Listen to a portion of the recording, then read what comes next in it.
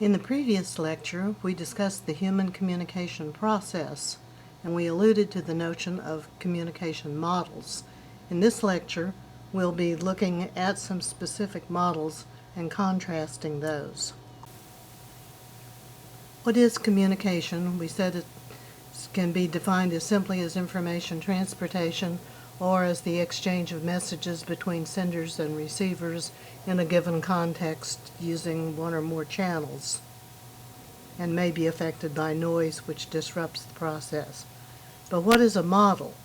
A model is a representation of something else, and it may be an event or a process, and so we're going to be looking at models shortly. This is an example of a model house. It gives one an idea of what for many would be the ideal setting in an urban environment for a model home.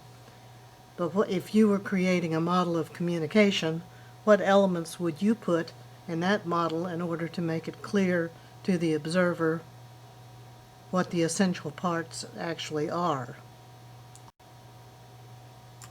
This is a pictorial model. Remember in the previous lecture we discussed Marshall McLuhan's definition of communication as information transportation. Well, by combining the verbal words, information transportation, with the idea of a delivery truck, should give you a different mental conception of the process, and particularly of the idea of moving information from point A to point B. So this is a verbal pictorial model. It combines both word and picture. This is a verbal pictorial model, but it's primarily verbal. The source encodes the message. The message is delivered through channels to a receiver who decodes the message. I don't find this one very interesting. Do you? It lacks color, it lacks graphic design. It's very simplistic, even though it's accurate.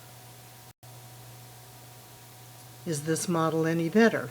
Well, this one's a little blurry, but at least it combines a picture with the key concept of linear. So it's accurate, and it describes the process, or clarifies the process of communication moving from a source to a receiver. This is a linear model.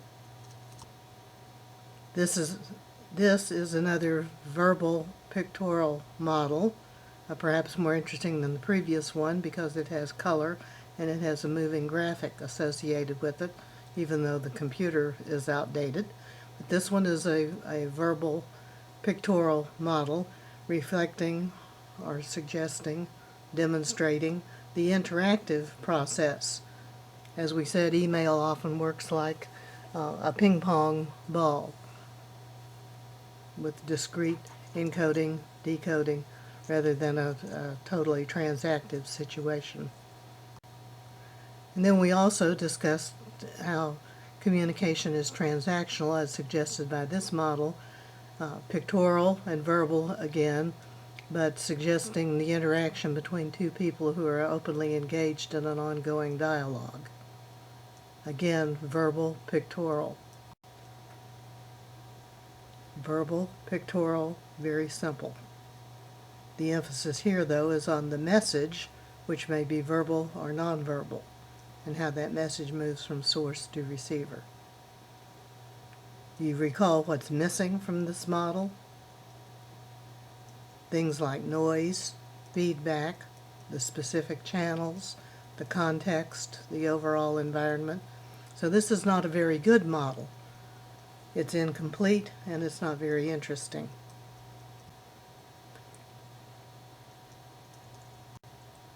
If you Google communication models, excuse me on that last little glitch there, you will find a definition by Mortensen, a longtime theorist, who said that in the broadest sense a model is a systematic representation of an event or an object in an idealized and abstract form. Models are somewhat arbitrary by their nature. The act of abstracting eliminates certain details to focus on essential factors, and we'll look at the abstraction process a little later on when we get to the semanticist. But the act of abstracting leaves out certain details in order to focus on the part and on the factors that are actually essential. So the key to the usefulness of a model is the degree to which it conforms in point-by-point correspondence to the underlying determinants of communicative behavior. That's kind of a mouthful, but it's actually saying that the model is useful only if it corresponds to the key points that you're trying to understand. If you have a model of the working engine of a Ferrari, you need the key points in there, you need the essential factors included, and you need to eliminate certain details in order for the person observing the model to be able to understand the overall process. Communication models are, says Mortensen, merely pictures. They're even distorting pictures because they stop or freeze an essentially dynamic, interactive, or transactive process into a static picture. It's a snapshot in time, it's a snapshot of an event, and as such it's like taking a frame out of a movie perhaps, and not having it in context, not having it complete according to all the factors in the situation. Nevertheless, they're still very useful. And models are often metaphors because they allow us to see one thing in terms of another. Recall the one we saw just a moment ago of information transportation on the side of the moving van. The metaphor of the moving van was useful in understanding how communication moves from point A to point B. This model is, I think, a useful one. It has detail, it has color, it suggests flow and process, and is relevant based on my understanding of the history of what Aristotle had to say about communication. In ancient Greece, the rhetoricians, those who studied rhetoric or the art of speech making, grouped the event into 5 categories of invention, the creation of the message, arrangement, style, delivery, and memory. Memory is not formulated on this model because I guess they didn't want to, or it doesn't really fit in the visual pattern that you have there. But nevertheless, you can understand a lot about Aristotle, and we'll be looking at what he had to say about persuasion when we get to that particular unit, and you may want to come back to this model at that time. But the speaker's discovery of rational, emotional, and ethical proofs, logos, pathos, and ethos, are fundamental to the creation and invention of the message. Then those thoughts are arranged in some sort of strategic pattern. Do you go with your most important point first? Do you save your most important point until last? We'll discuss those kinds of options briefly when we get to persuasion. But the whole thing is clothed in is a clothing of the ideas in clear and compelling words that characterizes style. Some people have a very simplistic, plain, direct style. Other speakers, like John F. Kennedy, had a rather ornate style. They used a lot of stylistic devices like parallel structure and antithesis and some of those things. And that's simply a different style than some other speaker might use.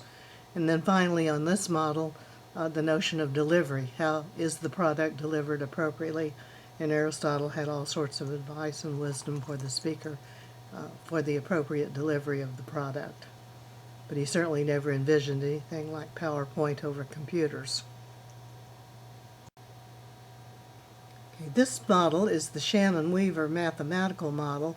Back in the late 1940s, this was published in 49, but in the late 1940s, Shannon and Weaver were working for the telephone company in Illinois, and they were assessing how much information could be transmitted over a power line, over a telephone line, from the source to the destination.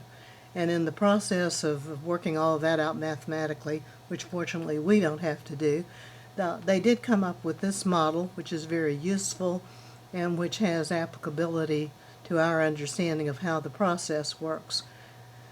The information starts at a source. It's encoded by a transmitter, which may be a human or some mechanical device. A signal is created that moves through the channel. That signal is received.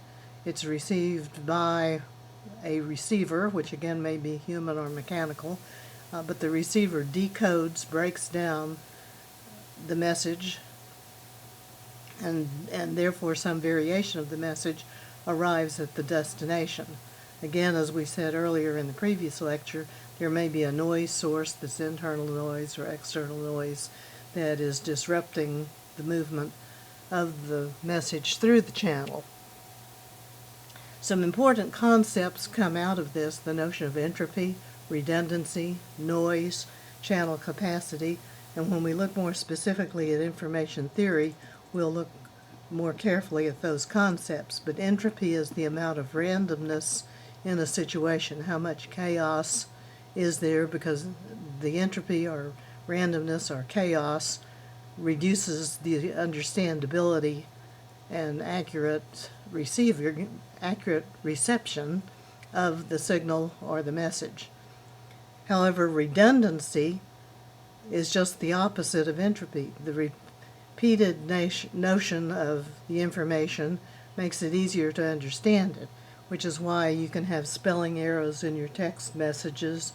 I can flub a few words in these lecture notes, and you still understand what's being said, and you get the essence of the message because of redundancy. And English has a lot of redundancy in it. Noise, we've already talked about, as internal or external events disrupting the process, and that's applicable in this particular model as well. Channel capacity may be mechanical or it may be human. It depends on what kind of channel is being used. The human brain can only process so much information at a time.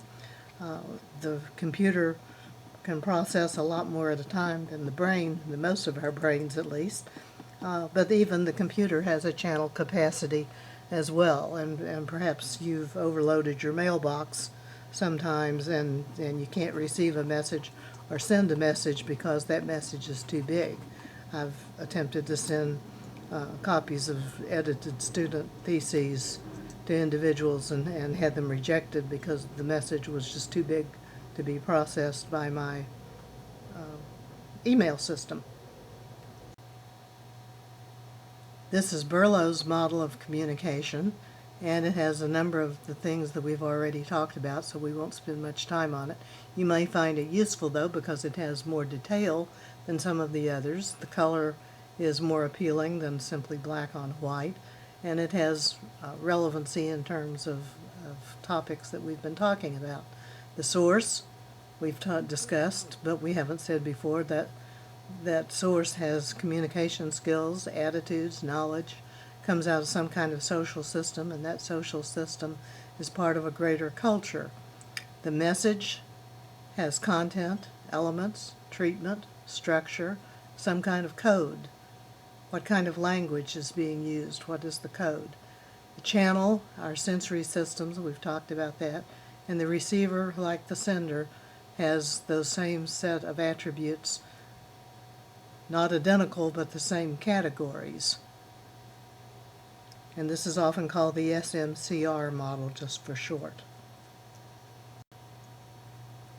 Here's some readings. If you're doing a paper sometime that you need those, you may not need them you are not likely to need them for this class, but some sources anyway.